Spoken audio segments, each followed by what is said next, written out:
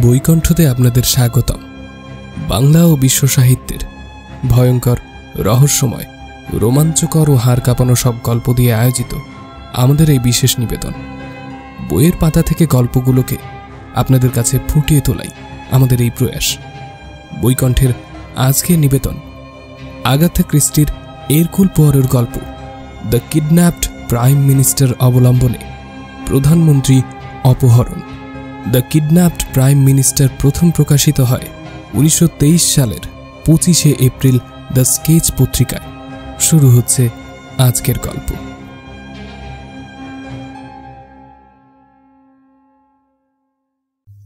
যুদ্ধ শেষ, আর সেই রক্তক্ষয়ী সংগ্রাম উদ্ভূত সমস্ত সংকট ও সমস্যাকে এখন অবশ্যই অতীতের পর্যায়ে ফেলা যায়। এই জন্য আমি চিন্তামুক্ত নিরাপদ জীবনযাপনের অবসর মুহূর্তে সারা দুনিয়াকে একটা খুশ খবর দিতে চাইছি। আমার বন্ধুবর এরকুল পোয়ারো না জানি কি বিরাট এক গুরুত্বপূর্ণ ভূমিকায় অবতীর্ণ হয়েছিল। যুদ্ধ তো অনেকদিন আগেই শেষ, তাহলে এমন একটা চমকপ্রদ খবর জানতে এত দেরি কেন? স্বভাবতই এ প্রশ্ন উঠতে পারে, তাই তার উত্তরে আমি বলতে চাই, নানান কারণে এতদিন পর্যন্ত ব্যাপারটা গোপন রাখা হয়েছিল। সদা উন্মুখ চমকপ্রদ খবরের পেছনে ছুকছুক করা সাংবাদিকরাও এর একটা বর্ণও জানতে পারেনি। কিন্তু সেই গোপনীয়তা রক্ষার প্রয়োজন যখন আর নেই, তখন আমি মনে করি প্রতিটি ইংল্যান্ডবাসীকে জানানো উচিত আমার অতি চতুর বেঁটে ছোটখাটো মাপের বন্ধুটির কাছে তারা আজ কতই না ঋণী, যে একা নিজের বিচার বুদ্ধি খাটিয়ে আমাদের দেশের কত বড় ও গুরুতর বিপর্যয়ই না প্রতিরোধ করেছিল।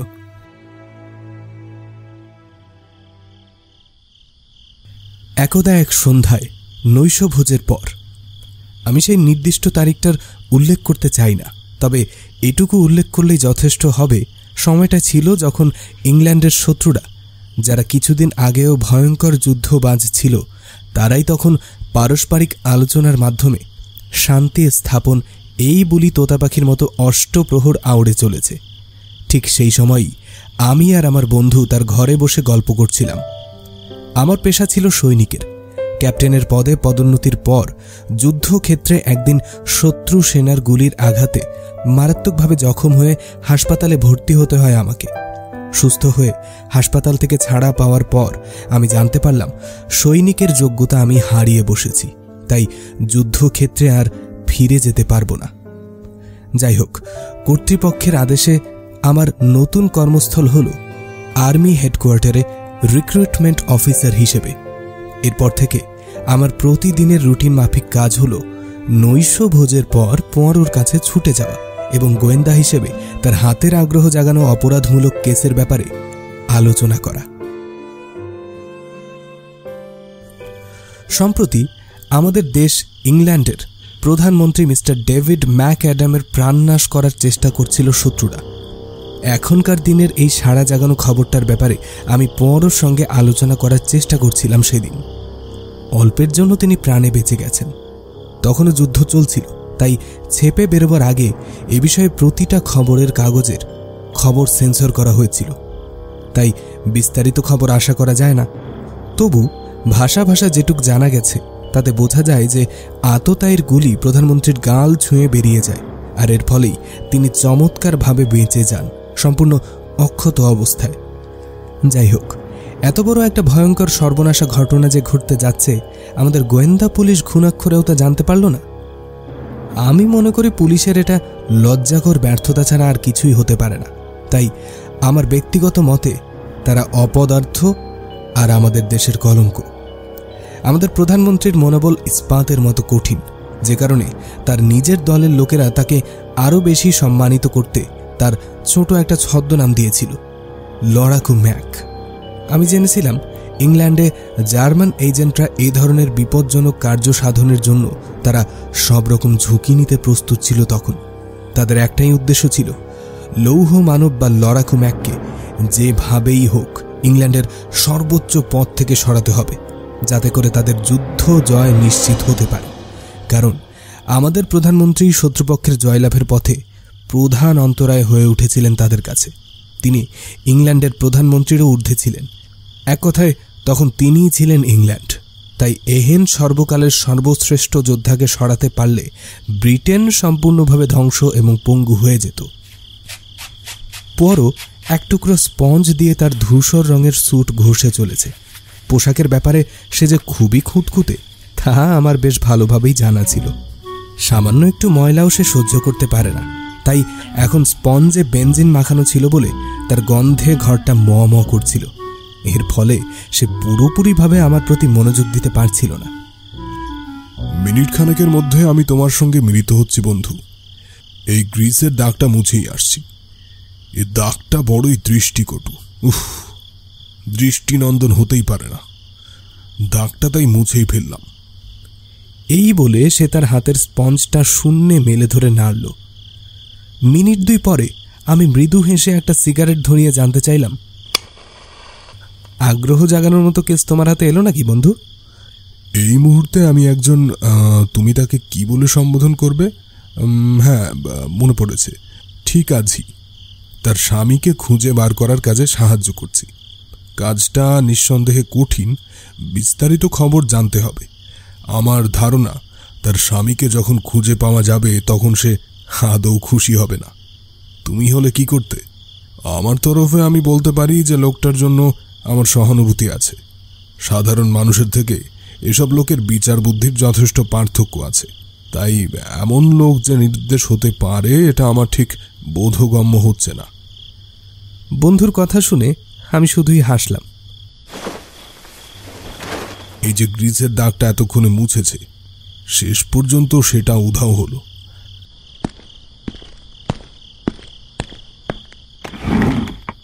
এখন আমি তোমার জন্য, শুধুই তোমার জন্য। বলো বন্ধু, কি জানতে চাও? বলছিলাম কি, আমাদের প্রধানমন্ত্রী ম্যাকঅ্যাডামের প্রাণনাশের এই যে চেষ্টা করা হলো, এ ব্যাপারে তুমি কিছু ভেবেছ? নেহাতি ছেলে মানুষই। পরও সঙ্গে সঙ্গে উত্তর দিল, যে কেউ এটাকে কোনো গুরুত্ব দিতে চাইবে না। তাছাড়া রাইফেলের গুলিতে আজকাল সাফল্য পাওয়া যায় না। ও হাতিয়ার এখন অতীতের স্মৃতি মাত্র, কাজে আসে না। কিন্তু এক্ষেত্রে ওটা প্রায় সাফল্য এনে দিয়েছিল তো। আমি তাকে মনে করিয়ে দিলাম। পরও অধৈর্য হয়ে মাথা নাড়ল। তারপর সে প্রায় উত্তর দিতে যাচ্ছিল, কিন্তু ঠিক এই সময় ল্যান্ডলেডি দরজার ভেতরে তার মাথাটা গলিয়ে তাকে খবর দিল নিচে 2 জন ভদ্রলোক তার সঙ্গে দেখা করতে এসেছেন। ওরা কারা? ল্যান্ডলেডি জানালেন ওরা নাকি তাদের নাম বলতে চায়নি। বলেছে খুব একটা জরুরি ব্যাপারে ওরা পোঁরোর সঙ্গে দেখা করতে চায়। ঠিক আছে, ওদের পাঠিয়ে দিন। এই বলে পোঁরো তার ট্রাউজারের ভাঁজ ঠিক করে নিল। মিনিট কয়েকের মধ্যে দর্শনার্থীরা ঘরে এসে ঢুকলেন। ওদের চিনতে আমার বেশি বেগ পেতে হলো না। ওদের মধ্যে একজন হাউস অফ কমন্সের নেতা লর্ড এস্টেয়ার, আর তার সঙ্গী হলেন ওয়ার ক্যাবিনেটের সদস্য মিস্টার বার্নার্ড ডজ।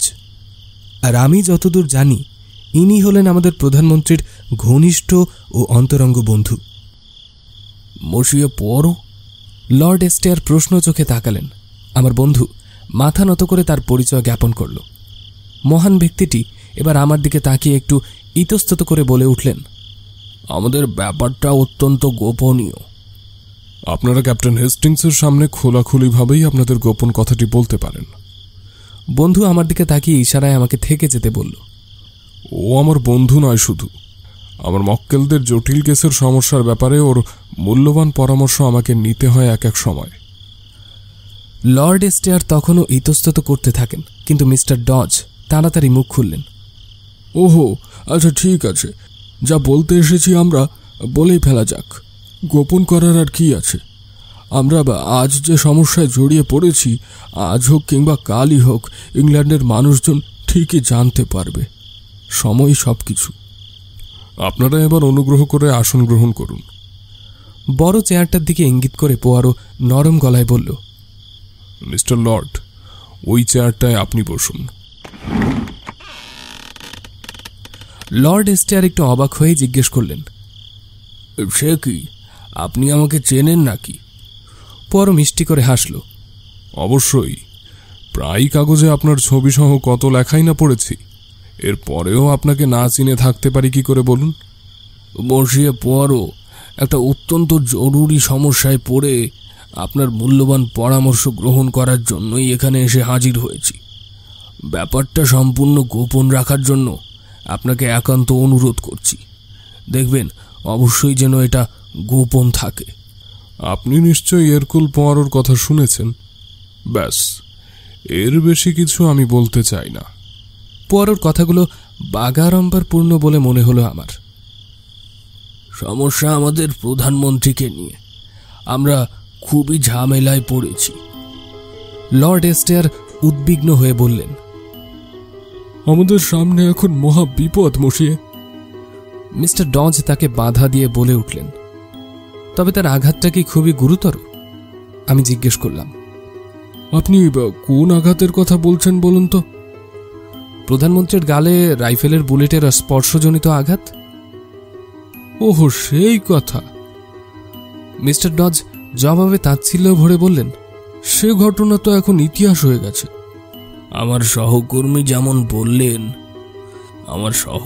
যেমন বললেন, লর্ড এস্টেয়ার তার কথা সমর্থন করে বলতে থাকেন, সে ঘটনার ইতি টানা হয়ে গেছে। সৌভাগ্যবশত আমাদের প্রধানমন্ত্রী প্রাণে বেঁচে যান তখনকার মতো। আমি এখন দ্বিতীয় ঘটনার কথা বলতে এসেছি। দ্বিতীয় ঘটনা মানে আবার ওর উপর আক্রমণ হানা হয়েছে? হ্যাঁ, যদিও ঠিক সে ধরনের নয় মশিয়ে পোয়ারো। আসলে আমাদের প্রধানমন্ত্রী অপহৃত। কি বললেন? হ্যাঁ, তাকে অপহরণ করা হয়েছে। অসম্ভব! বোকার মতো আমি চিৎকার করে উঠলাম। সঙ্গে সঙ্গে পোয়ারো চকিতে একবার আমার দিকে এমনভাবে তাকালেন যার অর্থ আমার না বোঝার কথা নয়। সে আমাকে মুখ বন্ধ রাখার নির্দেশ দিল। দুর্ভাগ্যবশত যেটাকে আপনি অসম্ভব ভাবছেন, বাস্তবে সেটাই সরল সত্য বলে প্রতিপন্ন হয়েছে এখন। লর্ড এস্টেয়ার দুঃখ করে বললেন। পোয়ারো এবার মিস্টার ডজের দিকে তাকালেন। মশিয়ে, একটু আগে আপনি বললেন সময়টাই সবকিছু। এ কথা বলে আপনি কি বোঝাতে চেয়েছেন? ওদের দুজনের মধ্যে চকিতে একবার দৃষ্টি বিনিময় হলো, আর তারপরেই লর্ড এস্টেয়ার বলে উঠলেন, মশিয়ে পোয়ারো, আপনি নিশ্চয়ই শুনে থাকবেন মিত্রশক্তির সম্মেলন আসন্ন। আমার বন্ধু মাথা নেড়ে সায় দিল। একটা সুস্পষ্ট কারণে ওই সম্মেলন কবে কোথায় যে হবে জানানো হয়নি। তবে এ খবরটা সংবাদপত্রের আওতার বাইরে রাখা হলেও কূটনৈতিক মহলে তারিখটা জানাজানি হয়ে গেছে। আর ওই সম্মেলন আগামীকাল বৃহস্পতিবার সন্ধ্যায় ভার্সাইয়ে অনুষ্ঠিত হতে চলেছে। এখন দয়া করে আপনি পরিস্থিতির গুরুত্ব কি তা বোঝবার চেষ্টা করুন। ওই সম্মেলনে আমাদের প্রধানমন্ত্রীর উপস্থিতি কতটা যে জরুরি তা আপনার কাছে আর গোপন করব না। এদিকে জার্মান গুপ্তচররা এদেশে মিথ্যে শান্তি চুক্তির পক্ষে যেভাবে অপপ্রচার চালিয়ে যাচ্ছে তা আশা করি আপনাকে মুখে বলে দিতে হবে না। আমরা আবার এও জানি যে আমাদের প্রধানমন্ত্রীর একনিষ্ঠ ব্যক্তিত্ব এই সম্মেলনের সাফল্য আমাদের মিত্র পক্ষের অনুকূলে অবশ্যই নিয়ে আসবে। তাই এর থেকেই বুঝতে পারছেন এ সম্মেলনে উনি যদি উপস্থিত হতে না পারেন তার ফল কিরকম ভয়াবহ হবে। শান্তি স্থাপনের সমস্ত প্রক্রিয়া তখন স্তব্ধ হয়ে যাবে। আর সবচেয়ে পরিতাপের বিষয় কি জানেন মশিয়ে, তার জায়গায় অন্য কাউকে পাঠানোর মতো উপযুক্ত লোক আমাদের নেই। উনি একাই ইংল্যান্ডের প্রতিনিধিত্ব করতে পারেন। লর্ড এস্টেয়ারের কথা শুনে পোয়ারোর মুখ গম্ভীর হয়ে উঠল। একটু সময় কি ভেবে নিয়ে সে মুখ খুলল। তার মানে আপনি মনে করছেন প্রস্তাবিত মিত্রশক্তির এই সম্মেলন আমাদের প্রধানমন্ত্রী যাতে সশরীরে হাজির থাকতে না পারেন তাই শত্রুপক্ষ ওকে অপহরণ করেছে? আপনি এ কথাই বলতে চাচ্ছেন তো? হ্যাঁ, আমি ঠিক তাই মনে করি। সত্যি কথা বলতে কি জানেন মশিয়ে, আমাদের প্রধানমন্ত্রী ওই সম্মেলনে যোগদানের জন্যে ফ্রান্সের উদ্দেশ্যে ঠিক সময়ই ইংল্যান্ড থেকে রওনা হয়েছিলেন, কিন্তু সেখানে পৌঁছানোর আগেই এই বিপর্যয়। তা সম্মেলন শুরু হবে কখন? আগামীকাল রাত 9টায়। পর তার পকেট থেকে একটা বড় টাইম ঘড়ি বার করে সেটার দিকে তাকিয়ে বলে উঠল, এখন 9:15। তার মানে আমাদের হাতে এখন মাত্র 24 ঘন্টা সময় রইল।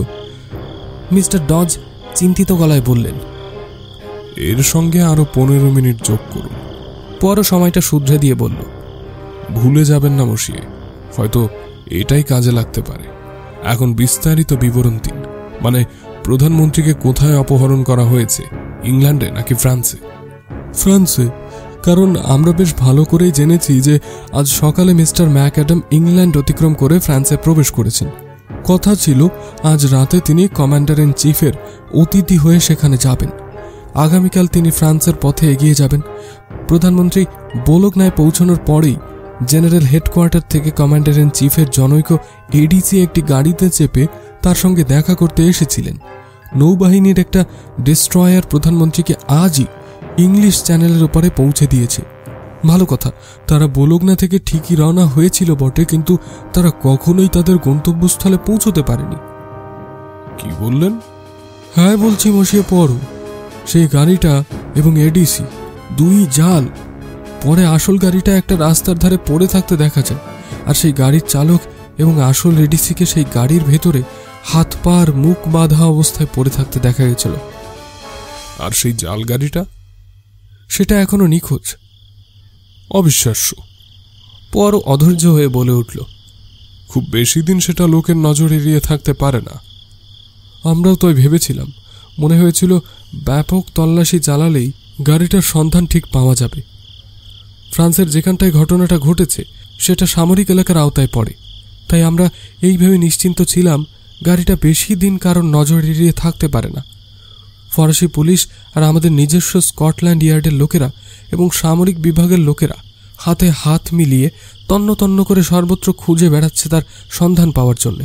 কিন্তু মশিয়ে, ওই যে আপনি বললেন অবিশ্বাস্য, এখন দেখছি আপনার আশঙ্কাই ঠিক। কোনো হদিশই পাওয়া গেল না এখন পর্যন্ত।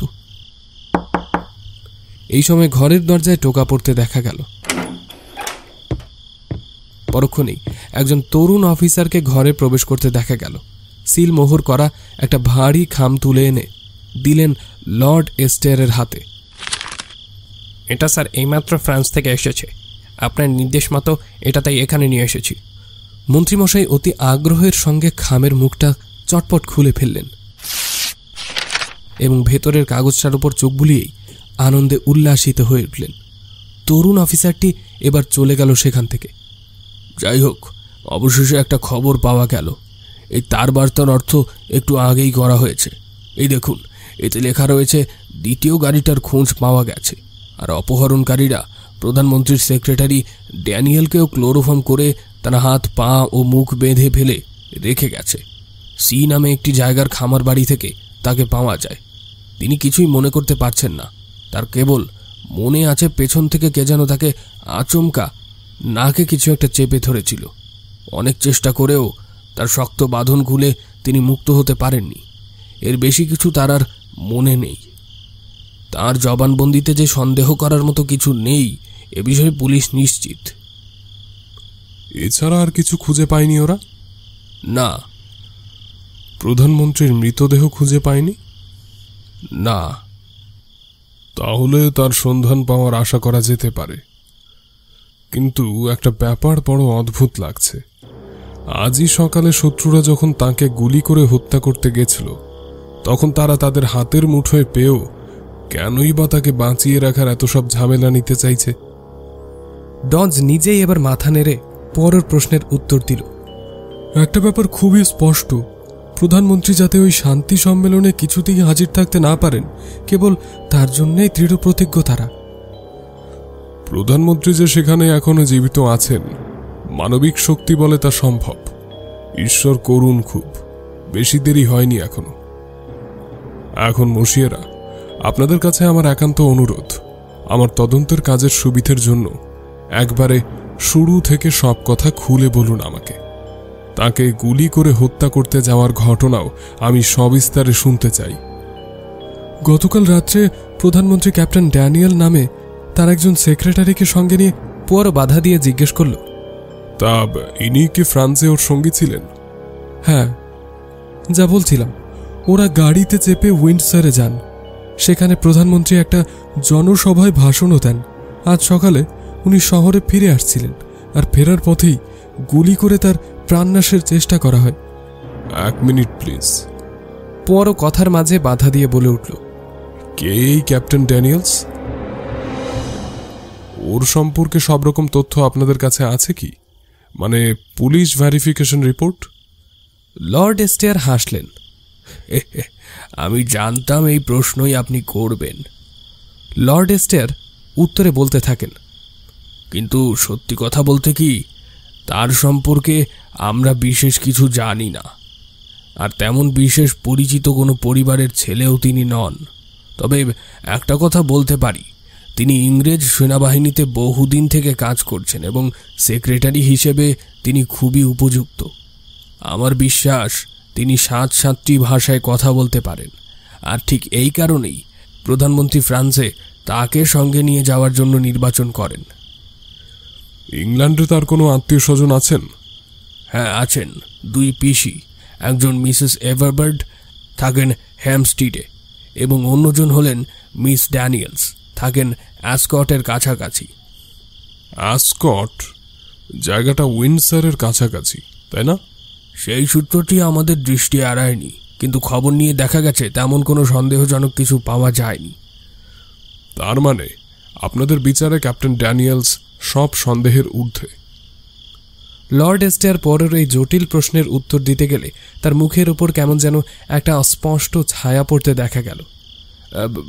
না মশিয়ে পোয়ারো, আজকের এই জটিল পরিস্থিতির দিনে যে কোনো লোককে সন্দেহের ঊর্ধ্বে বলতে যাওয়ার আগে অবশ্যই আমি একটু ইতস্তত করব। ঠিক বলেছেন। আমি এখন বেশ বুঝতে পারছি মিস্টার লর্ড, এখন থেকে প্রধানমন্ত্রীকে অবশ্যই কড়া পুলিশ পাহারায় রাখতে হবে, আর তা করা হলে আমার দৃঢ় বিশ্বাস ভবিষ্যতে তার উপর কোনো শত্রু যদি বা আক্রমণ করে কখনোই সে সফল হতে পারবে না। লর্ড এস্টেয়ার পরের দিকে মাথা নত করে খুশিতে গদগদ হয়ে বলে উঠলেন, আপনি ঠিকই বলেছেন পোয়ারো। প্রধানমন্ত্রীর গাড়ির ঠিক পিছন পিছন একদল সাদা পোশাকে গোয়েন্দারা অন্য আরেকটি গাড়িতে চড়ে তাকে অনুসরণ করছিল। মিস্টার ম্যাকঅ্যাডাম কিন্তু এই সতর্কতা অবলম্বনের ব্যাপারে কিছুই জানতেন না। ব্যক্তিগতভাবে তিনি একজন অতি ভয়শূন্য সাহসী মানুষ। সাদা পোশাকের গোয়েন্দারা যে অন্য আরেকটা গাড়িতে চেপে তাকে অনুসরণ করছে জানতে পারলে তিনি অনেক আগেই তাদের ধমক দিয়ে বিদায় করে দিতেন। কিন্তু তা সত্ত্বেও পুলিশ বিভাগকে তাদের কর্তব্য তো যথাযথভাবে পালন করতেই হবে। তাছাড়া প্রধানমন্ত্রীর গাড়ির চালক ও মার্ফি নিজেই একজন সিআইডির লোক। ও মার্ফি আয়ারল্যান্ডের একটি নাম, তাই না? হ্যাঁ, সে একজন আইরিশম্যান। আয়ারল্যান্ডের কোন জায়গা থেকে এসেছে জানেন? আমার বিশ্বাস কাউন্টি ক্লেয়ার থেকে। ঠিক আছে, তারপর কি হলো বলে যান মিস্টার লর্ড। তারপর প্রধানমন্ত্রী লন্ডনের উদ্দেশ্যে রওনা হলেন অন্য একটা গাড়িতে চেপে। সেটা একটা ঢাকা গাড়ি ছিল। তিনি আর ক্যাপ্টেন ড্যানিয়েলস সেই গাড়ির ভেতরে ছিলেন। দ্বিতীয় গাড়িটা যথারীতি অনুসরণ করছিল তার গাড়িটাকে, কিন্তু দুর্ভাগ্যবশত হয়তো কোনো অজানা কারণে প্রধানমন্ত্রীর গাড়িটা বড় রাস্তা থেকে বিচ্ছিন্ন হয়ে পড়ে থাকবে। তার মানে রাস্তাটা যেখানে ভাগ হয়ে গেছে। পর বাধা দিয়ে বলে উঠল, হ্যাঁ, কিন্তু আপনি জানলেন কি করে? কেন, এ তো সহজেই বোঝা যায়। তারপর বলে যান মিস্টার লর্ড। কোনো এক অজ্ঞাত কারণে, লর্ড এস্টেয়ার বলতে থাকেন, প্রধানমন্ত্রীর গাড়ি বাঁ দিকের রাস্তা ধরে এগিয়ে চলল। পুলিশের গাড়ির চালক কিন্তু প্রধানমন্ত্রীর গাড়ির ওই হঠাৎ পরিবর্তন জানতেও পারেনি। তাই স্বভাবতই সে গাড়িটা যথারীতি বড় রাস্তা ধরেই সামনে এগিয়ে চলল। ওদিকে প্রধানমন্ত্রীর গাড়ি বেশ বিনা বাধাতেই এগিয়ে যাচ্ছিল। কিন্তু কিছু দূর গিয়ে একটা গলির ভেতর থেকে একদল মুখোশ পরা লোক ছুটে এসে প্রধানমন্ত্রীর গাড়ির সামনে দাঁড়িয়ে পড়ে সেটার পথ রোধ করে বসল। গাড়ির চালক ওই সাহসী ও মার্ফি। পরে চিন্তিত গলায় বিড়বিড় করে বলল, হ্যাঁ, গাড়ির চালক প্রথম ঘটনার আকস্মিকতায় কিং কর্তব্য বিমূঢ় হয়ে গাড়ির ব্রেক কষতে গেছিল। স্বভাবতই গাড়ির গতি অনেকটা কমে যায় তখন। এই সময় প্রধানমন্ত্রী ব্যাপারটা কি দেখতে জানালার বাইরে মুখ বাড়িয়ে দেখতে যান। সঙ্গে সঙ্গে একটা গুলি গর্জে উঠল, তারপর আরও একটা। প্রথম বুলেটটা রাইফেল থেকে ছিটকে প্রধানমন্ত্রীর গাল ছুঁয়ে বেরিয়ে যায়, আর দ্বিতীয় বুলেটটা সৌভাগ্যবশত লক্ষ্যভ্রষ্ট হয়ে অনেক দূর দিয়ে চলে যায়। চালক তখন বিপদ বুঝতে পেরে সঙ্গে সঙ্গে গাড়ির গতি দিল বাড়িয়ে।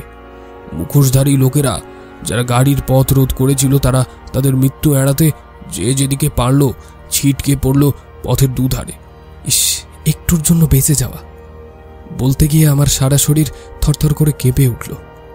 মিস্টার ম্যাকঅ্যাডাম কিন্তু নিজে এ ব্যাপার নিয়ে কোনো হইচই করেননি।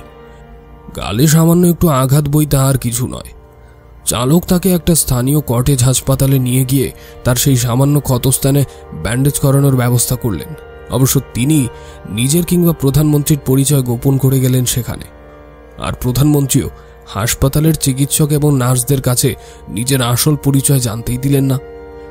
এরপর সফরসূচি অনুযায়ী তিনি এসে পৌঁছন চেয়ারিং ক্রসে। সেখানে ডোভারগামী একটা বিশেষ ট্রেন অপেক্ষা করছিল তার জন্য। এরপর সেখানে ক্যাপ্টেন ড্যানিয়েলস চিন্তিত পুলিশকে ঘটনার বিবরণ সংক্ষেপে দিয়ে কিছুক্ষণ পরে প্রধানমন্ত্রীকে সঙ্গে নিয়ে ফ্রান্স অভিমুখে রওনা হয়ে যান। ডোভারে পৌঁছে ট্রেন থেকে নেমে তার জন্য অপেক্ষারত নৌবাহিনীর একটা ডেস্ট্রয়ারে উঠে বসলেন তিনি। এর পরের ঘটনা তো আপনাকে আগেই বলেছি। বলুগনায় পৌঁছে প্রধানমন্ত্রী দেখতে পান সেই জাল গাড়িটা তাকে নিয়ে যাবার জন্য অপেক্ষা করছে। সেই গাড়িতে ইউনিয়ন জ্যাক পতাকা উঠতে দেখা যাচ্ছিল।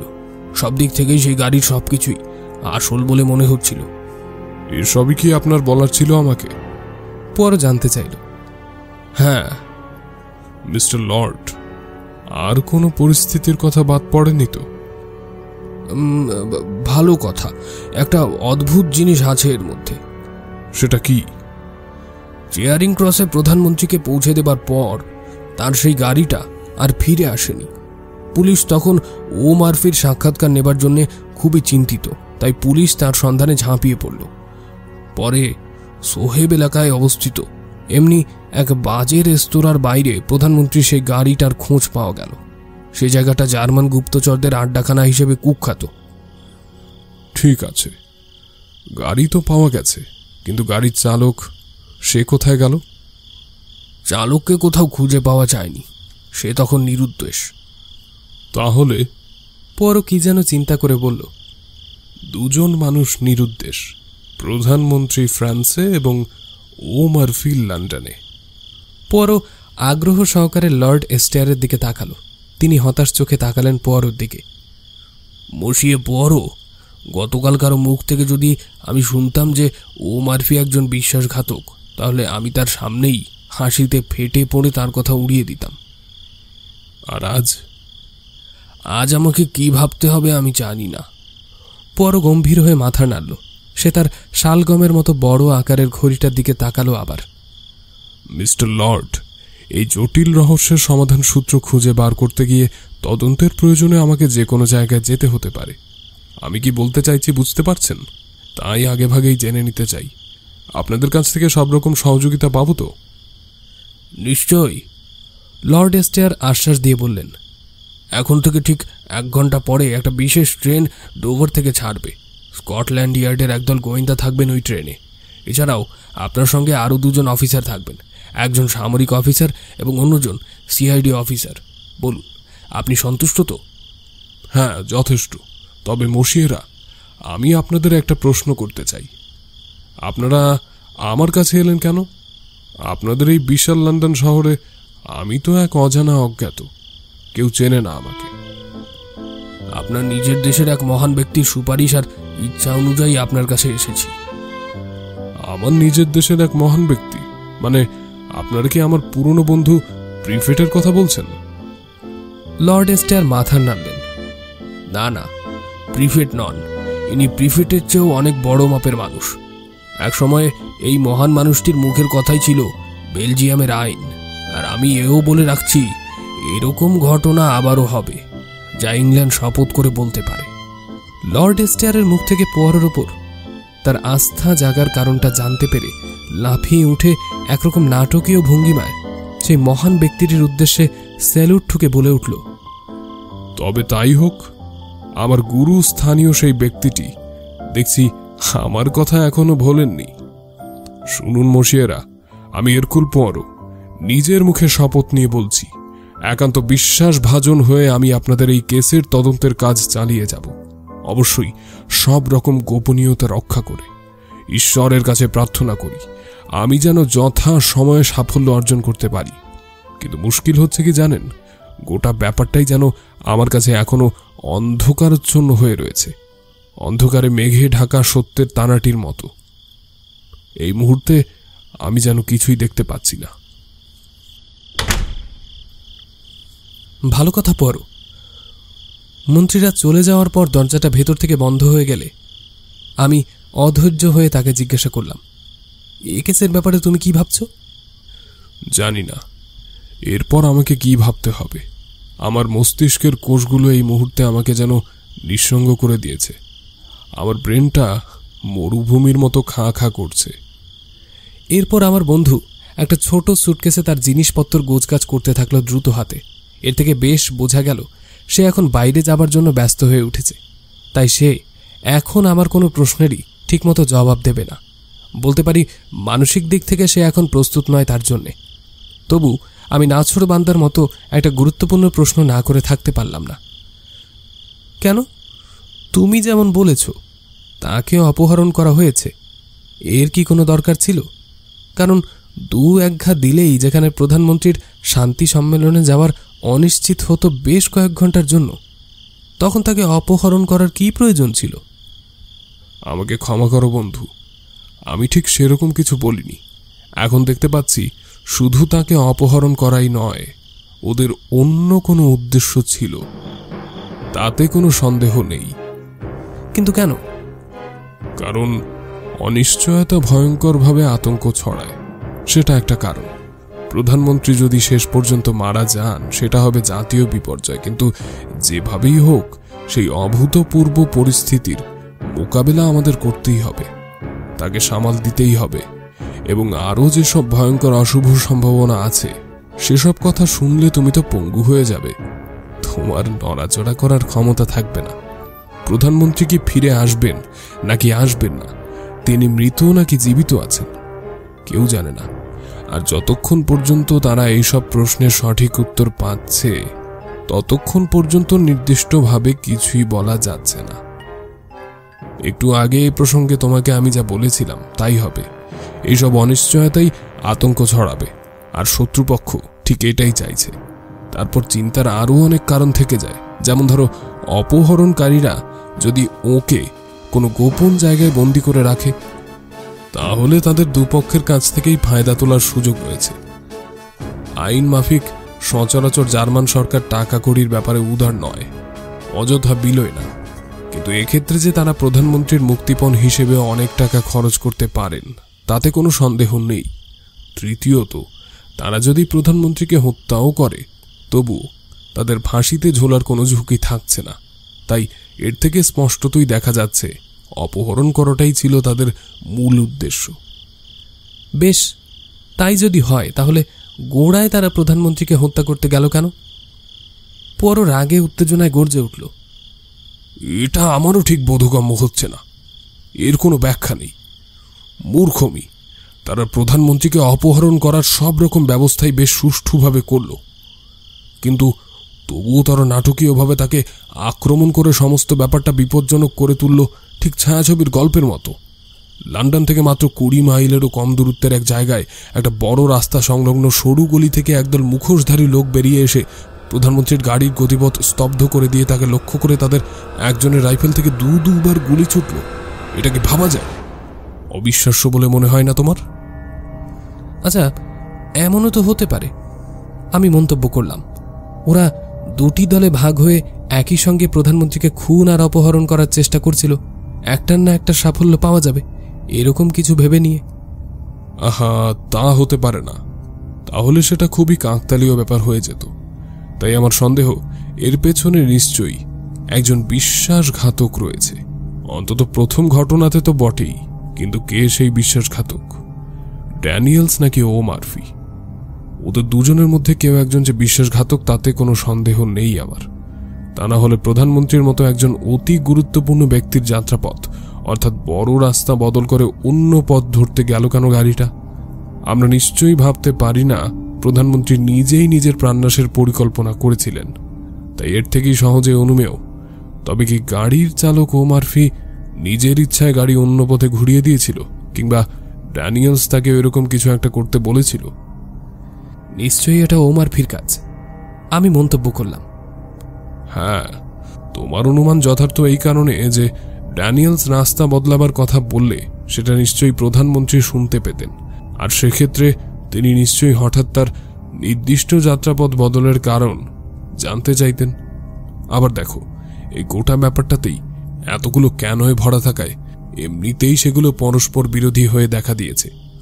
মারফি যদি সচ্চা বিশ্বাসী লোকই হবে, তাহলে কেনই বা সে প্রধান রাস্তা ছেড়ে গাড়িটা অন্য রাস্তায় নিয়ে গেল? কিন্তু যদি সে অন্য লোকই হবে, তাহলে সে গাড়িটা আবার কেন স্টার্ট করতে গেল, বিশেষ করে যখন মাত্র 2টো গুলি ছোড়া হয়েছিল? তাহলে এর থেকে কি ধরে নেওয়া যায় যে প্রধানমন্ত্রীর জীবন রক্ষা করাই তার উদ্দেশ্য ছিল?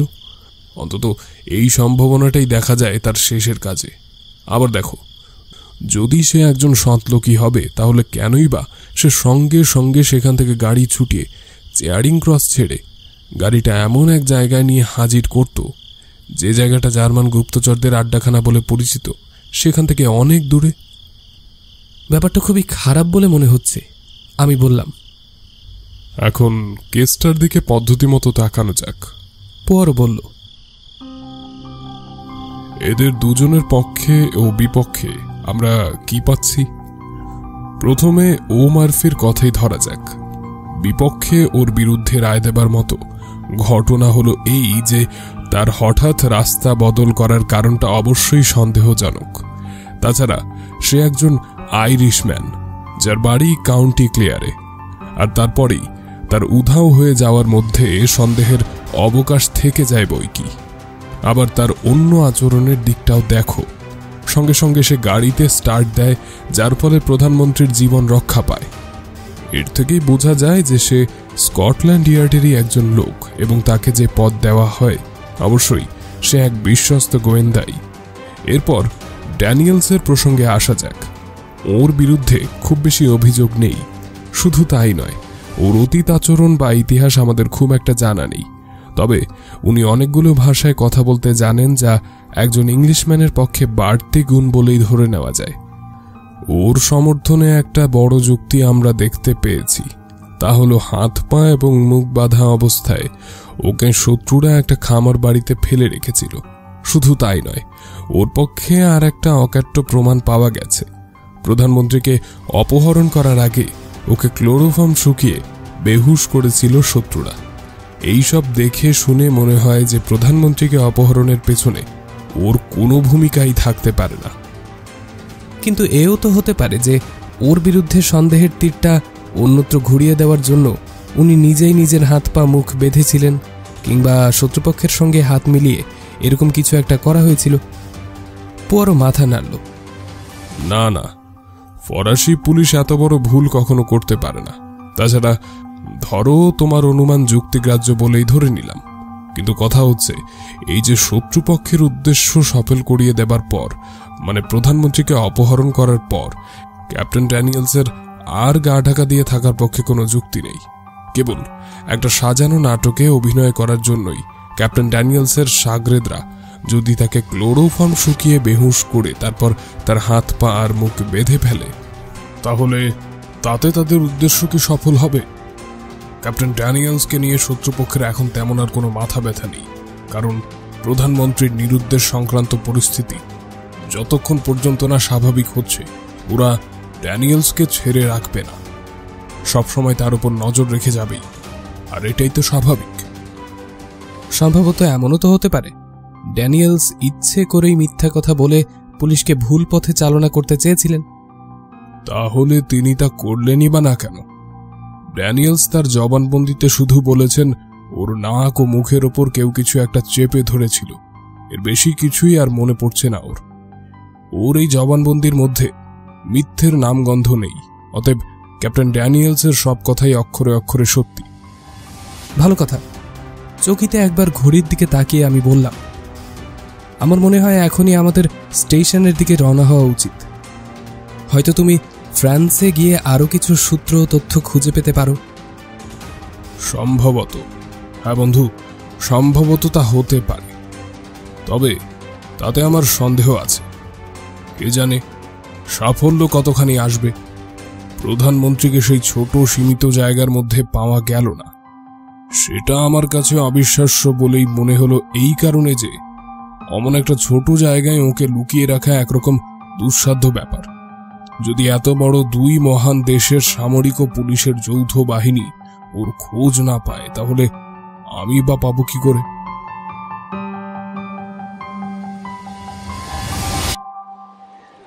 চেয়ারিং ক্রসে আমরা মিস্টার ডজের সঙ্গে মিলিত হলাম। আমাদের জন্য এই রেল স্টেশনে তিনি অপেক্ষা করছিলেন সঙ্গে আরও দুজন ভদ্রলোককে নিয়ে। মিস্টার ডজ তাদের সঙ্গে আমাদের পরিচয় করিয়ে দিলেন। এরা হলেন স্কটল্যান্ড ইয়ার্ডের গোয়েন্দা বার্নস অ্যান্ড মেজর নরম্যান। এরা সবসময় আপনাদের সঙ্গী হয়ে থাকবে। যে কোনো প্রয়োজনে এরা আপনাদের সাহায্য করবেন। আপনাদের সৌভাগ্য কামনা করি। খুবই বিশ্রী ব্যাপার, তবুও আমি হাল ছাড়িনি।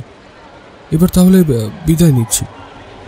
এই বলে মন্ত্রী মহাশয় দ্রুত পা ফেলে চলে গেলেন। ভদ্রতার খাতিরে যেটুকু কথা না বললে নয়, সেইভাবে আমরা মেজর নরম্যানের সঙ্গে টুকটাক কথা বলছি। এমন সময় যাত্রীদের ভিড়ে ঠাসা প্ল্যাটফর্মের মাঝখানে সবই প্রায় অচেনা মুখের মধ্যে একটা চেনা মুখ হঠাৎ আমার চোখে পড়ল। ভদ্রলোকের মুখের গড়ন অনেকটা বেজির মুখের মতো, লম্বাটে সুপুরুষ দেখতে একটি লোকের সঙ্গে কথা বলছেন।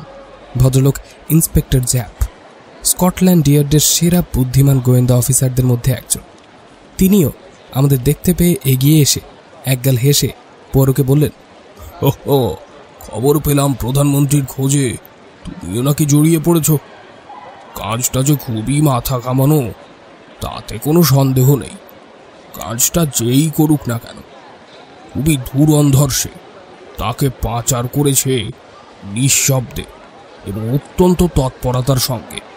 কিন্তু এ কথাও আবার ঠিক যে খুব বেশি দিন ওকে আটকে রাখা সম্ভব হবে না, এ আমার একান্ত বিশ্বাস।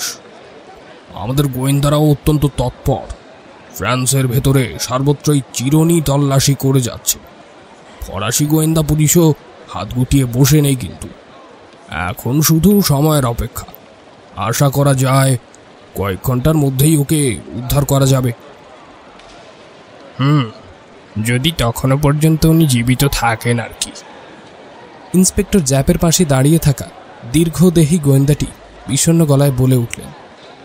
জ্যাপের চোয়াল ঝুলে পড়েছে। হ্যাঁ, তা বটে, কিন্তু যে কারণেই হোক, কেন জানি না আমার মন বলছে উনি এখনো জীবিত এবং সুস্থ আছেন। পর মাথা নেড়ে সায় দিয়ে দৃঢ় স্বরে বলল, হ্যাঁ, উনি এখনো জীবিত আছেন। মৃত্যু তাকে স্পর্শ করতে পারেনি, কিন্তু নির্দিষ্ট সময়ের মধ্যে ওর সন্ধান পাওয়া যাবে কিনা সেটাই এখন বড় প্রশ্ন হয়ে দাঁড়িয়েছে। জানেন, আপনার মতো আমিও বিশ্বাস করতাম ওকে খুব বেশি দিন আটকে রাখা যাবে না।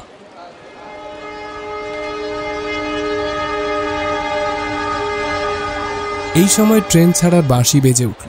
আমরা সবাই তখন দলবদ্ধভাবে একটা কামরায় উঠে পড়লাম। প্রথমে সামান্য একটু ঝাঁকুনি দিয়ে ট্রেনটা প্ল্যাটফর্ম ছাড়িয়ে বেরিয়ে এলো। সে এক বিচিত্র যাত্রা। স্কটল্যান্ড ইয়ার্ডের মতো সব ঝানু গোয়েন্দা আছে, সবাই এসে মিলিত হয়েছে একটা কামরায়, যেন গোয়েন্দাদের হাট বসেছে সেখানে। উত্তর ফ্রান্সের অনেকগুলো ম্যাপ যে যার কোলের উপর মেলে ধরে আমরা সবাই একবার এক একটা গ্রাম ও রাস্তার উপর আঙুল বোলাচ্ছি। আবার পরক্ষণেই গালে হাত দিয়ে ভাবছি এখানে কোথায় প্রধানমন্ত্রীকে লুকিয়ে রাখা হতে পারে। এ সম্পর্কে আমরা যে যার মত বিনিময় করছি, কিন্তু কিছুতেই আমরা একমত হতে পারছিলাম না। অবশ্য পোয়ারো এদের মধ্যে ব্যতিক্রম। যে পোয়ারো অন্য সময়ে অনর্গল কথা বলে থাকে, এমনকি কোনো কেস সংক্রান্ত বিষয়ের বাইরেও সে কথা বলে, অথচ আজ সে কেমন অদ্ভুতভাবে নীরব রয়ে গেছে। বাচ্চা ছেলের মতো কেমন ভ্যাবাচেকা খেয়ে গেছে। তারা যেমন ভয় পেয়ে চুপ করে বসে থাকে, আমার বন্ধুর অবস্থাও ঠিক তেমনই হয়েছে। এদিকে মেজর নরম্যান, লোকটি ঠিক তার উল্টো, অনর্গল কথা বলে যাচ্ছে। বেশ আমোদে লোকটা। ওর সঙ্গে আলাপ জমাতে খুব বেশি সময় লাগলো না আমার। একসময় ট্রেন ডোভারে এসে পৌঁছতেই আমরা চটপট নেমে পড়লাম। আমাদের পরবর্তী যাত্রা জাহাজ যোগে।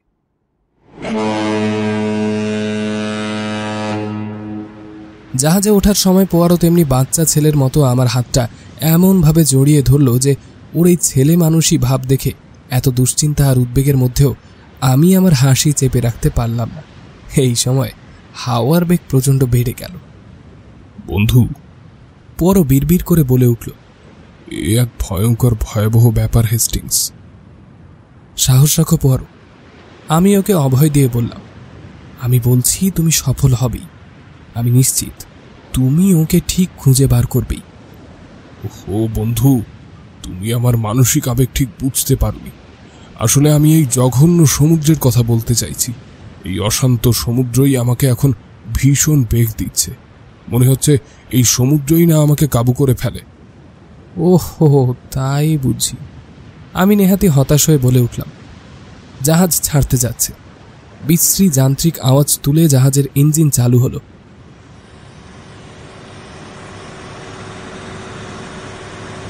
সেই আওয়াজটা সহ্য করতে না পেরে পরও কোকিয়ে উঠে চোখ বুঝল, কানে আঙুল দিল।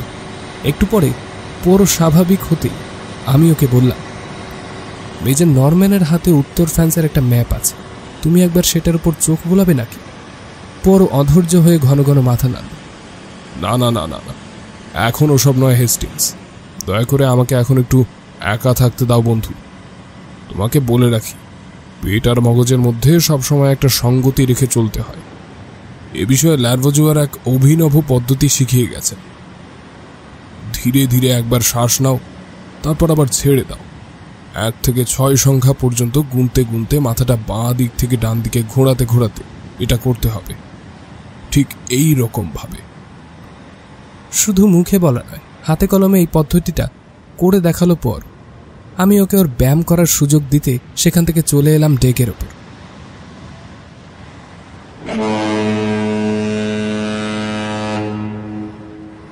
একসময় আমাদের জাহাজ বোলোগনা বন্দরে এসে ভিড়ল। পরও এবার ডকে এসে হাজির হলো। ওকে এখন পরিষ্কার ও ঝরঝরে দেখাচ্ছিল। ওর মুখের হাসিটাও যেন সতেজ ও মিষ্টি, ভোরের প্রথম আলোর মতো। এসেই ও আমার কানে কানে ফিসফিসিয়ে বোঝাতে চাইল ল্যারভোজুয়ারের ব্যায়াম করার পদ্ধতির কোনো জবাব নেই। জ্যাপের দিকে তাকিয়ে দেখি তিনি এখনও তার ম্যাপটির ওপর কল্পনায় তার আঙুল বোলাচ্ছিলেন। হয়তো তিনি তার সঠিক সিদ্ধান্তে এসে পৌঁছতে পারেননি। ননসেন্স! খিচিয়ে উঠে তিনি বললেন, গাড়িটা রওনা হলো বোলোগনা থেকে। এখানে, হ্যাঁ, এখান থেকেই দুটো গাড়ি দুটি ভিন্ন পথ নিয়েছিল। প্রধানমন্ত্রীকে ওর গাড়ি থেকে টেনে নামিয়ে এখান থেকেই অপহরণকারীরা তাদের গাড়িতে তুলে নিয়েছিল, বুঝলে তো?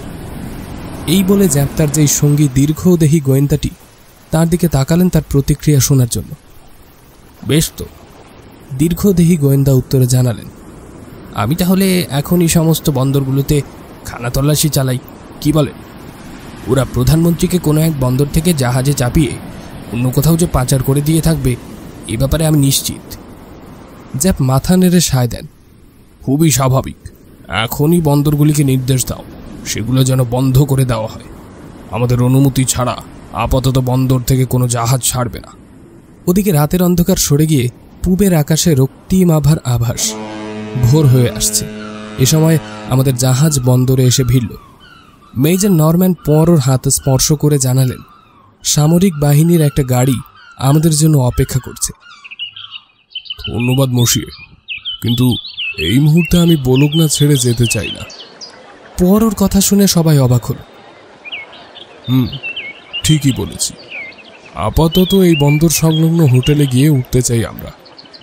মেজর নরম্যানকে অবাক করে দিয়ে পরো বন্দর সংলগ্ন হোটেলের একটা ঘরে নির্বিকারভাবে ঢুকল গিয়ে। আমরা 3 জন সুবোধ বালকের মতো অনুসরণ করলাম তাকে। পরোর প্রতি আমার পূর্ণ আস্থা থাকা সত্ত্বেও সত্যি কথা বলতে কি, তার এই মুহূর্তের হাবভাব দেখে আমার একেবারেই ভালো লাগলো না। আমার চোখে অসহিষ্ণুতার ভাব প্রকাশ পেতে দেখা গেল। পরও হয়তো সেটা লক্ষ্য করে চকিতে একবার আমাদের মুখের ওপর তার তীক্ষ্ণ দৃষ্টি একবার বুলিয়ে নিয়ে চিবিয়ে চিবিয়ে বলে উঠল, চতুর গোয়েন্দার এরকম করা উচিত নয়, তাই না? আমি মনে মনে তোমার ভাবনাটা যে কি বেশ উপলব্ধি করতে পারছি। তুমি ভাবছো পূর্ণ শক্তি নিয়ে গোয়েন্দার কাজ করা উচিত। অনুসন্ধান কাজ চালানোর জন্য তার উচিত এদিক ওদিক ছোটাছুটি করা। এর জন্য চাই অফুরন্ত প্রাণ শক্তি, আর চাই উদ্ভাবনী শক্তি, যাতে করে রাস্তার ধুলোর ওপর উপুর হয়ে শুয়ে আতশ কাচের ভেতর দিয়ে গাড়ির চাকার টায়ারের দাগ দেখতে পায়। ওরা সিগারেটের টুকরো, ফেলে যাওয়া দেশলাই ইত্যাদি কুড়িয়ে নিয়ে যেতে পারে, তাই না? এসবই তোমার ধারণা, তাই কি মেজর নরম্যান? প্রকৃত গোয়েন্দার কার্যকলাপ বলতে এসবই ভাবেন আপনারা? কি এমনই তো? তার কথা শুনে আমরা বিহ্বল এবং আবিষ্ট হয়ে বোবার মতো শুধু তাকিয়ে রইলাম পোয়ারোর মুখের দিকে। আর আমাদের সেই নীরবতা দেখে তার চোখে আমাদের প্রতি চ্যালেঞ্জের ছায়া যেন দেখতে পেলাম, এবং একটু পরেই তার চোখের সেই ভাষা মুখের ভাষায় প্রকাশিত হলো। কিন্তু আমি এরকুল পোয়ারো জোর গলায় আপনাদের বলছি, ব্যাপারটা আসলে তা নয়। সত্যিকারের ক্লুগুলো লুকিয়ে আছে এখানে। এই বলে সে তার কপালে টোকা মেরে আবার বলতে থাকলো, দেখুন, লন্ডন ছেড়ে এত দূরে আসার কোনো দরকারই ছিল না আমার। সেখানে আমার ঘরে শান্ত হয়ে বসে অনায়াসেই এ রহস্যের সমাধান করতে পারতাম। আমার মগজের ধূসর কোষগুলো নিয়ে একটু নাড়াচাড়া করলেই এর সূত্র একটা অনায়াসেই বের করতে পারতাম। ধূসর কোষগুলো গোপনেও নীরবে তাদের কাজ করে যাচ্ছে। সবকিছুরই একটা নিয়ম, পদ্ধতি আর যুক্তি আছে। তা দিয়ে যে কেউ ঘরে বসেই সব রহস্যের সমাধান সূত্র খুঁজে বার করতে পারে। ঘরে বসেই এখানকার একটা ম্যাপের উপর আঙুল দেখিয়ে বলতে পারত, এখানে, এখানেই প্রধানমন্ত্রীকে লুকিয়ে রাখা হয়েছে। তা না করে পাগলের মতো সুদূর ফ্রান্সে এসেও আমি মস্ত বড় ভুল করেছি, এজন্য বাচ্চা ছেলে মেয়ের লুকোচুরি খেলার মতো। কিন্তু এখন, যদিও আগে দেরি হয়ে গেছে, তবু আমি ঠিক করেছি আমি নিজের মতো করে আমার পথে কাজে নামব। বন্ধুগণ, দয়া করে আপনারা এখন একটু চুপ করবেন, আমাকে নিবিষ্ট মনে ভাবতে দেবেন। আমরা চুপ করতেই টানা 5 ঘন্টা ধরে ছোটখাটো মানুষটি ঠায় এক আসনে স্থির হয়ে বসে থেকে ধ্যানমগ্ন যোগীর মতো আকাশ পাতাল কি যেন ভেবে চলেছে। কিছুই বুঝতে পারছিলাম না। মাঝে মাঝে বেড়ালের মতো চোখ পিটপিট করছে। তার চোখের মণি সবুজ থেকে ক্রমশ সবুজতর হয়ে যাচ্ছে। স্কটল্যান্ড ইয়ার্ড থেকে আসা গোয়েন্দা মেজর নরম্যান স্বভাবতই ক্রমশ বিরক্ত হয়ে উঠছেন। আর আমি নিজেও এই দীর্ঘ 5 ঘন্টা ঠায়ে বসে থাকতে থাকতে মানসিক দিক থেকে ক্রমশ দুর্বল হয়ে পড়ছি। সেই সঙ্গে কি হয় এই উদ্বেগ তো আছেই। অবশেষে আমি উঠে দাঁড়িয়ে যতটা সম্ভব শব্দ করে জানালার সামনে গিয়ে পায়চারি করতে থাকলাম। মনে হলো ব্যাপারটা নেহাতি বুঝল কি। ভেতরে ভেতরে আমি পরের জন্য খুবই চিন্তায় পড়লাম। যদি সে ব্যর্থ হয়, মনে মনে আমার অবচেতন মন যেন চাইছিল সে ব্যর্থ হোক, তাতে তার এই অদ্ভুত আচরণ বেশিক্ষণ আর সহ্য করতে হবে না। জানালার বাইরে অলস ভঙ্গিতে দৃষ্টি ফেলতেই দেখলাম জাহাজ যাতায়াত বন্ধ থাকলেও প্রতিদিনের ফেরি নৌকোগুলো দিব্যি সমুদ্রে ভেসে চলেছে। হঠাৎ পরর গলা পাটানো চিৎকারে আমি সম্বিত ফিরে পেলাম। পেয়েছি, আমি সত্যের সন্ধান পেয়েছি। চলুন চলুন, সেই সত্যের সন্ধানে এবার যাত্রা শুরু করা যাক। চকিতে আমি ঘুরে দাঁড়িয়ে ফিরে তাকালাম তার দিকে। দেখলাম আমার বন্ধুর মধ্যে এক অভূতপূর্ব পরিবর্তন এসেছে। উত্তেজনায় তার চোখ দুটো জল জল করছিল। একটা চাপা উত্তেজনায় তার বুকটা অসম্ভব ফুলে গেছে।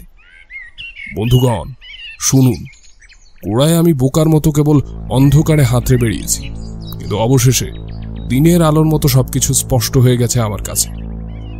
মেজর নরম্যান এ সময় গাড়ির ব্যবস্থা করতে দরজার দিকে ছুটে গেলেন। পোরো বলল, তার কোনো প্রয়োজন নেই। পোরো হাতের ইশারায় তাকে বাধা দিয়ে বলে উঠল, আমি ওটা ব্যবহার করছি না। করুণাময় ঈশ্বরকে ধন্যবাদ, ছোড়ো হাওয়ার তাণ্ডব লীলা বন্ধ হয়ে গেছে। তার মানে তুমি কি পায়ে হেঁটে যাবে? না বন্ধু, আমি বাইবেলের সেন্ট পিটার নই যে সাগরের ওপর দিয়ে গটগট করে হেঁটে যাব। আমি নৌকায় চড়ে সমুদ্র পাড়ি দিতে চাই। সাগর পেরোবে? হ্যাঁ, নিয়ম বা পদ্ধতি মেনে কাজ করতে হলে প্রত্যেকের গোড়া থেকেই শুরু করা উচিত। তা এই রহস্যের সূত্রপাত ইংল্যান্ডে। অতএব এখনই এই মুহূর্তেই আমাদের ইংল্যান্ডে ফিরে যাওয়া উচিত।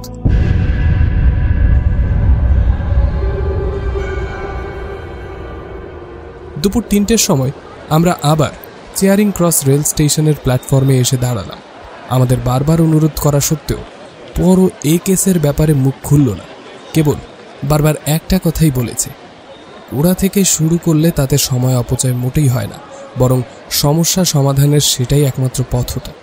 সারাটা ফেরার পথ পোয়ারো কেন জানি না আমাকে একটুও পাত্তা দিল না, বরং আমাকে দেখিয়ে দেখিয়ে চাপা গলায় মেজর নরম্যানের সঙ্গে কী সব কথা বলল, তার এবিসিডিও আমি বুঝতে পারলাম না। ডোভারে পৌঁছে সেখান থেকে অনেকগুলো তারবার্তা পাঠালেন নরম্যান। মেজর নরম্যানের কাছে স্কটল্যান্ড ইয়ার্ডের বিশেষ অনুমতিপত্র থাকার দরুন অতি অল্প সময়ের মধ্যেই আমরা যথাস্থানে পৌঁছে গেলাম। সেখানে একটা বিরাট পুলিশের গাড়ি অপেক্ষা করছিল আমাদের জন্য। গাড়ির ভেতরে কয়েকজন সাদা পোশাকের গোয়েন্দা বসেছিল। আমাদের সঙ্গে দেখা হওয়া মাত্র তাদের মধ্যে একজন একটা টাইপ করা কাগজ পোয়ারোর হাতে তুলে দিল।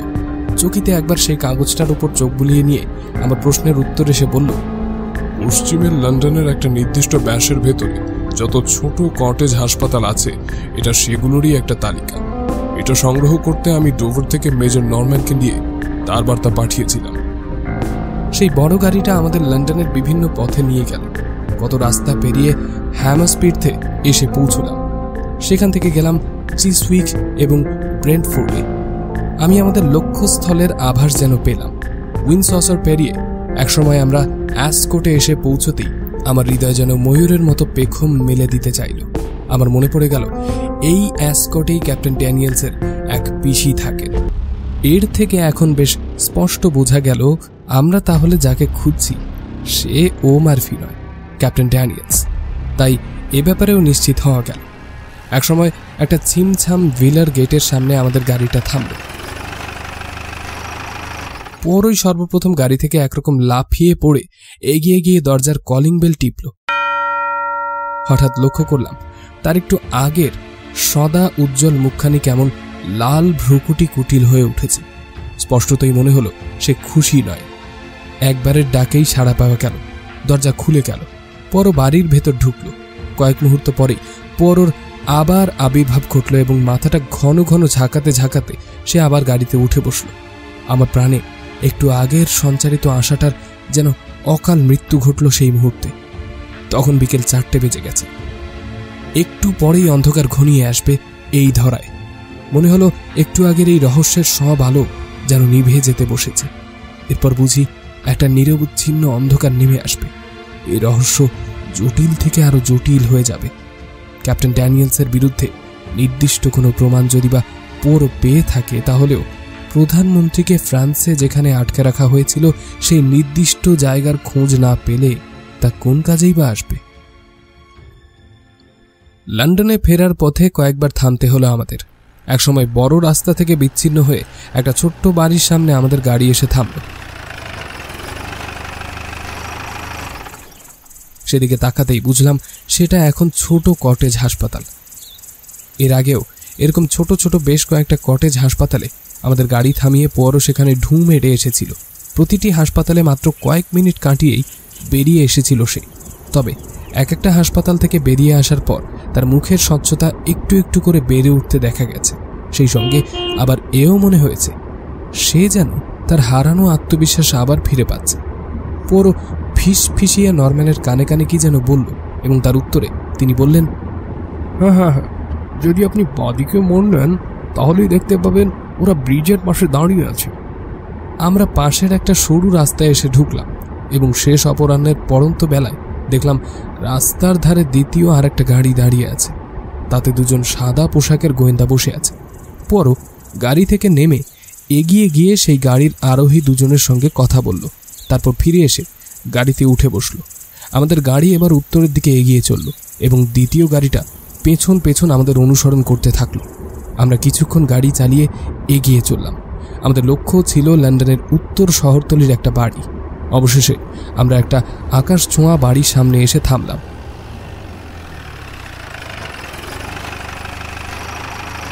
বাড়িটা রাস্তা থেকে একটু ভেতরে ছিল। নরম্যান আর আমি গাড়িতে রয়ে গেলাম। পোর এবং গোয়েন্দাদের মধ্যে একজন গাড়ি থেকে নেমে সেই বাড়ির সামনে গিয়ে দরজায় বেল টিপল।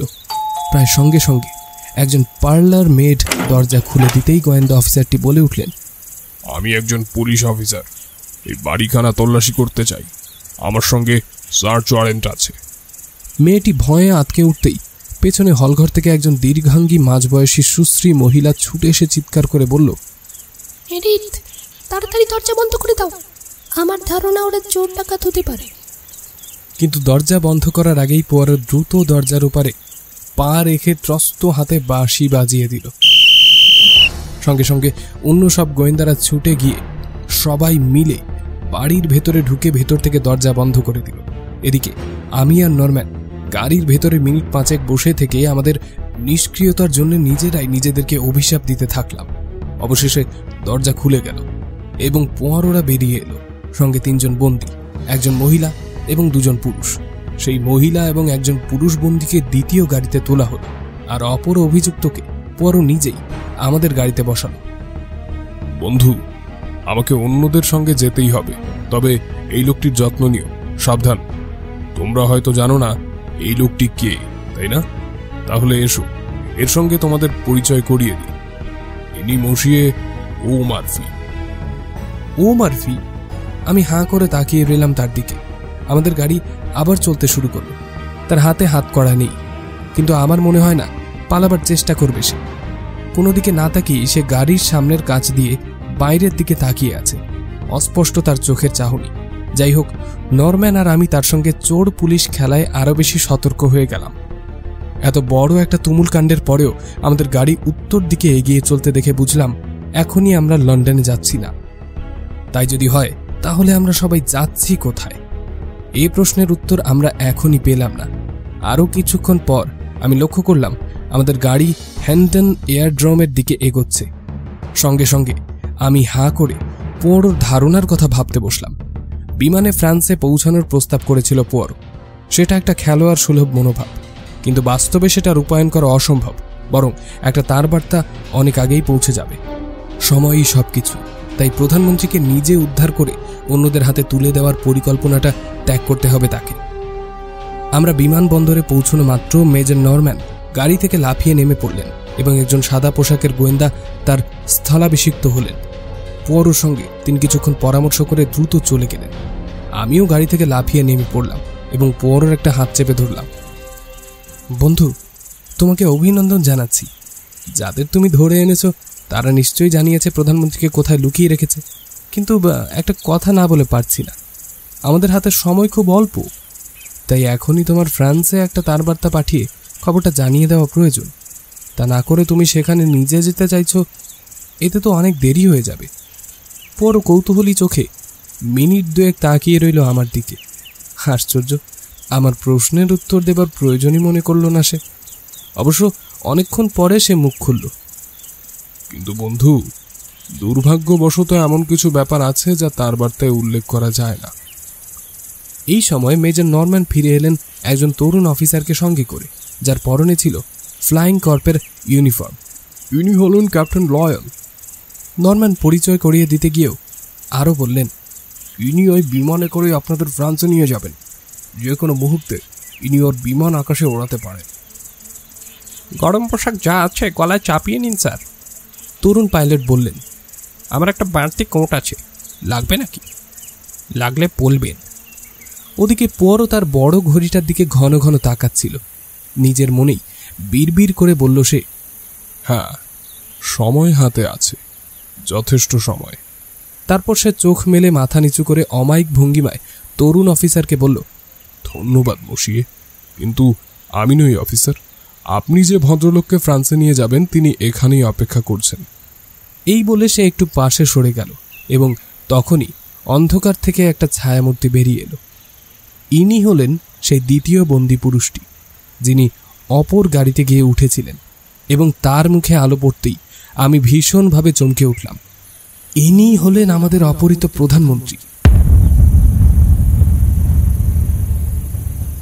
পোয়ারো, নরম্যান আর আমি গাড়িতে চেপে বসে লন্ডনের পথে যেতে গিয়ে অধৈর্য হয়ে পোয়ারোকে বলে উঠলাম, ঈশ্বরের দোহাই, এ ব্যাপারে আমাকে সব খুলে বলো। কি করেই বা তারা তাকে সবার দৃষ্টি এড়িয়ে ইংল্যান্ডে আবার ফিরিয়ে আনলো? ওকে কখনোই ইংল্যান্ডে ফিরিয়ে আনা হয়নি। পোয়ারো শুকনো গলায় বলল, প্রধানমন্ত্রী এখনো ইংল্যান্ড ছেড়ে কোথাও যাননি। উইন্ডসর থেকে লন্ডনে যাওয়ার পথে উনি অপহৃত হয়েছিলেন। কি বললে? আমি সব পরিষ্কার করে দিচ্ছি। প্রধানমন্ত্রী তার গাড়িতে ছিলেন, তার সেক্রেটারি তার পাশেই ছিলেন। হঠাৎ ক্লোরোফর্ম মাখানো একটা তুলোর প্যাড ওর নাকে চেপে ধরা হয় কিন্তু কে সেটা ধরেছিল? ওর বহু ভাষাবিদ চতুর ক্যাপ্টেন ড্যানিয়েলস। প্রধানমন্ত্রী বেহুশ হয়ে যাওয়া মাত্র ড্যানিয়েলস গাড়ির চালক ও মার্ফিকে হুকুম করে গাড়ির ডান দিকের রাস্তায় ঘোরাবার জন্য। চালক কোনো রকম সন্দেহ না করেই তার নির্দেশ পালন করে। রাস্তাটা পরিত্যক্ত। কয়েক গজ দূরেই একটা বড় গাড়ি দাঁড়িয়ে থাকতে দেখা গেল। আপাত দৃষ্টিতে গাড়িটা বিকল বলে মনে হয়েছিল। ওই গাড়ির চালক ও মার্ফিকে তার গাড়ি থামাবার সংকেত দেয়। ও মার্ফি গাড়ির গতি কমিয়ে দেয়। আগন্তুক এগিয়ে আসে। ড্যানিয়েলস জানালা দিয়ে মুখ বার করেন এবং সঙ্গে সঙ্গে অ্যানাস্থেটিক জাতীয় যেমন অ্যাথিক্লোরাইড প্রয়োগ করে একটু আগে নাটকের পুনরাবৃত্তি ঘটিয়ে থাকবে, কিংবা ক্লোরোফর্ম মাখানো তুলোর প্যাড দ্বিতীয় গাড়ির চালক তার নাকে চেপে ধরে। একটু পরেই ড্যানিয়েলস নিজেও বেহুশ হয়ে ঢলে পড়েন প্রধানমন্ত্রীর পাশে, যিনি আগেই জ্ঞান হারিয়ে ফেলেছিলেন। কয়েক সেকেন্ড পরেই দুজন জ্ঞান হারানো অসহায় মানুষকে সেই গাড়ি থেকে টেনে বার করে অন্য গাড়িতে চালান করে দেওয়া হয় এবং দুজন আগন্তুককে তাদের স্থলাভিষিক্ত করা হয়। অসম্ভব। অসম্ভব হতে যাবে কেন? পরও আমাকে বোঝানোর চেষ্টা করুন। জলসা কিংবা অন্য কোনো অনুষ্ঠানে দেখনি শিল্পী বা অভিনেতারা যে কোনো বিখ্যাত সঙ্গীত শিল্পী কিংবা রাজনীতিবিদদের কণ্ঠস্বর ও চেহারা হুবহু নকল করে আসর মাত করে দেয়? তাছাড়া ক্ল্যাপহ্যামের জন স্মিথের চেয়ে ইংল্যান্ডের প্রধানমন্ত্রীকে অনুকরণ করা অনেক সহজ। এরপর 2 নম্বর ও মার্ফির প্রসঙ্গে আসছে। প্রধানমন্ত্রীর চলে যাওয়ার আগে পর্যন্ত কারোরই তার উপর নজর দেওয়ার কথা নয়, আর তারপর সে নিজেই নিজের নিরাপত্তার ব্যবস্থা করে নিতে পারে এবং করলেও তাই। চেরিং ক্রস স্টেশন থেকে সে তার বন্ধুর সঙ্গে সাক্ষাৎকারের জায়গায় মিলিত হওয়ার জন্য গাড়ি চালিয়ে সোজা গিয়ে হাজির হলো সেখানে সে গেল ও মার্ফির ছদ্মবেশী। এমনই মেকআপ ছিল তার যে তার আসল রূপটা বুঝবার কোনো উপায়ই ছিল না। আসল ও মার্ফি উধাও হয়ে গেল, তবে তার সততার ব্যাপারে সন্দেহ থেকেই গেল। কিন্তু যে লোকটি প্রধানমন্ত্রীর ভূমিকায় অবতীর্ণ হয়েছিল তাকে সবাই দেখতে পায়। না, ঠিক তা নয়। সবার ক্ষেত্রে এ কথাটা প্রযোজ্য নয়। বিশেষ করে যারা তাকে ব্যক্তিগতভাবে জানত কিংবা তার সঙ্গে ঘনিষ্ঠতা ছিল, তাদের কাছে সে অদেখাই রয়ে গেল। আবার ড্যানিয়েলস এ ব্যাপারে প্রয়োজনীয় ব্যবস্থা নিয়েছিল। তিনি সব সময় আসল প্রধানমন্ত্রীকেও আড়াল করে রাখতেন, যাতে করে পরিচিত কেউ তাকে কখনোই দেখে না ফেলে। আর একটা ঘটনার কথা তোমার নিশ্চয়ই মনে আছে। নিখোঁজ হওয়ার পর প্রধানমন্ত্রীর মুখের এক পাশে গুলি লেগেছে এমনই একটা খবর রটিয়ে দেওয়া হয়েছিল। ক্যাপ্টেন ড্যানিয়েলস করলেন কি, তারপর থেকে তার অক্ষত মুখখানি সবসময় ব্যান্ডেজ দিয়ে ঢেকে রাখার ব্যবস্থা করলেন। কাজে ব্যান্ডেজ বাঁধা অবস্থায় প্রধানমন্ত্রীকে দেখলে কেই বা চিনতে পারবে বলো? আর এসবের পেছনে উদ্দেশ্য সেই একটাই, যে করেই হোক প্রধানমন্ত্রীকে শান্তি সম্মেলনে যোগ না দিতে যাওয়ার জন্য ফ্রান্সে না যেতে দেওয়া। ফ্রান্সে চলে গেলে প্রধানমন্ত্রীকে এমন সহজভাবে অপহরণ করা সম্ভব হতো না। তাই এর থেকে বুঝতেই পারছো, প্রধানমন্ত্রীকে তার শত্রুরা ইংল্যান্ডের ভেতরেই লুকিয়ে রেখেছে। আর পুলিশ ভুল করলো এই ভেবে যে অপহরণকারীরা বুঝি তাকে ফ্রান্সে চালান করে দিয়েছে। তাই তারা ইংলিশ চ্যানেল পেরিয়ে তার সন্ধানে ফ্রান্সে গিয়ে হাজির হলো। কিন্তু সেখানে তারা ওর হদিশ পাবেই বা কি করে? অবশ্য পুলিশকেও দোষ দেয় কি করে? কারণ ক্যাপ্টেন ড্যানিয়েলসকে অপহরণকারীরা যেভাবে হাত পা বেঁধে বেহুশ অবস্থায় ফেলে রেখেছিল, তাতে গোড়ায় তাদের ধারণা হয়েছিল অপহরণকারীরা প্রধানমন্ত্রীকে নিয়ে পালিয়ে গেছে ফ্রান্স, আর সেখানেই তারা তাকে গোপন করে কোনো জায়গায় লুকিয়ে রেখেছে। আর যে লোকটা প্রধানমন্ত্রীর ভূমিকায় অভিনয় করেছিল, রিডস নিজেই তার ছদ্মবেশে বেশ মানানসই। তাকে এবং ও মার্ফির ভূমিকায় অবতীর্ণ লোকটিকে সন্দেহজনক লোক হিসেবে গ্রেপ্তার করা যেত, কিন্তু এই দীর্ঘ নাটকে কে কোন ভূমিকায় অভিনয় করছে তা কেউ বুঝে উঠতে পারবে না। তাছাড়া ধরলেও বিচারের সময় নির্দিষ্ট সাক্ষ্য প্রমাণের অভাবে আদালত তাদের বেকসুর খালাস করে দিতে বাধ্য হতো। আর আসল প্রধানমন্ত্রী, তিনি এবং তার গাড়ির চালক ও মার্ফি গাড়ি চালিয়ে সোজা হ্যাম্পস্টিডে ড্যানিয়েলসের তথাকথিত পিসি মিসেস এভেরার্ডের বাড়িতে এসে ওঠেন। বাস্তবে ওই মহিলার আসল পরিচয় হল ফ্রাউ বার্থা ইবেবন। এই মহিলাকে পুলিশ অনেকদিন ধরেই খুঁজছিল। ক্যাপ্টেন ড্যানিয়েলসের সঙ্গে ওই পলাতক মহিলাটিকেও আমি পুলিশকে উপহার দিলাম। এ যে এক চতুর পরিকল্পনা ক্যাপ্টেন ড্যানিয়েলসের, স্বীকার করতেই হবে। প্রধানমন্ত্রীকে শান্তি আলোচনায় যোগ দিতে না দিয়ে ইংল্যান্ডে বন্দি করে রাখাটা ড্যানিয়েলসের এক দারুণ বুদ্ধির খেলা বটে, কিন্তু ততোধিক ধুরন্ধর এরকুল পোয়ারোর বুদ্ধির খেলার কাছে সে যে একটা চুনোপুটি বই কিছু নয়, সেটা বোধহয় ড্যানিয়েলসের জানা ছিল না। পোয়ারো তার উপস্থিত বুদ্ধি খাটিয়ে প্রধানমন্ত্রীকে ঠিক সময়ে উদ্ধার করে আমাদের দেশের এবং ইংরেজ জাতির যে সম্মান সে রক্ষা করেছে, তাতে তার এই আত্মগর্ব প্রচার অবশ্যই ঘোষণীয় বলেই আমি মনে করি। আচ্ছা বন্ধু, আমি পোয়ারোকে জিজ্ঞেস করলাম, প্রধানমন্ত্রীকে যে আমাদের দেশের মধ্যেই লুকিয়ে রাখা হয়েছে, এ কথা তোমার প্রথম কখন মনে হলো? যখন আমি সঠিক পথে কাজে লাগলাম, ঠিক তখনই এই কথাটা আমার মাথায় এসেছিল। তারপর প্রধানমন্ত্রীকে গুলি করে তার প্রাণনাশের খবরটা আমার সত্যি বলে মনে হয়নি, এবং অল্পের জন্য যে তিনি প্রাণে বেঁচে গেছেন এটাও আমার কাছে রটনা বলেই সন্দেহ হয়েছিল। মুখে ব্যান্ডেজ বেঁধে প্রধানমন্ত্রী ফ্রান্সের উদ্দেশ্যে রওনা হয়েছেন এ খবর শোনার পর আমি কিন্তু হাত পা গুটিয়ে বসে থাকিনি। উইন্ডসর এবং লন্ডনের মধ্যে যতগুলি ছোট ছোট কটেজ হাসপাতাল আছে, সেখানে গিয়ে সাবধানে আমি খোঁজ নিয়ে জেনেছি প্রধানমন্ত্রীর চেহারার মতো কোনো লোক গুলির আঘাত পেয়ে সেখানে চিকিৎসার জন্য ভর্তি হয়েছিল কিনা। প্রতিটি হাসপাতাল কর্তৃপক্ষ স্পষ্ট জানিয়ে দেয় মুখে ব্যান্ডেজ লাগিয়ে ওই দিনই সকালে কোনো রোগীকে ছেড়ে দেওয়া হয়নি। এ খবরটা শোনার পর আমার মতো মাথাওয়ালা লোকের পক্ষে বুঝতে আর কিছু বাকি থাকে নাকি।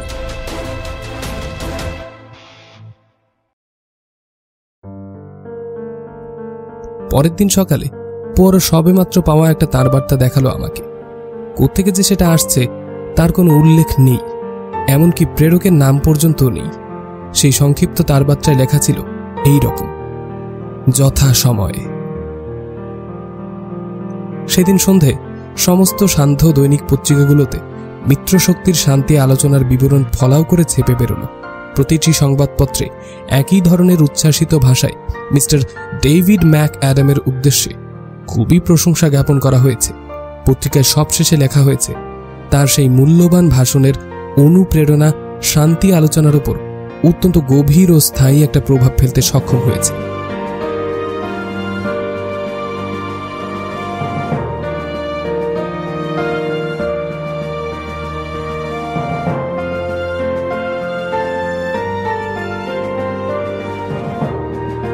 শেষ হল আজকের নিবেদন, আগাথা ক্রিস্টির এরকুল পোয়ারোর গল্প প্রধানমন্ত্রী অপহরণ। গল্প পাঠে এরকুল পোয়ারোর ভূমিকায় এবং অন্যান্য সকল চরিত্রে ছিলাম আমি তাজিম। গল্পের পোস্টার ডিজাইন, ধ্বনি পরিকল্পনা এবং সমগ্র পরিচালনায় আমি তাজিম। শেষ হল আজকের নিবেদন। সামনের সপ্তাহে আরও একটি রহস্য রোমাঞ্চে ভরা গল্প নিয়ে হাজির হবে বইকণ্ঠ।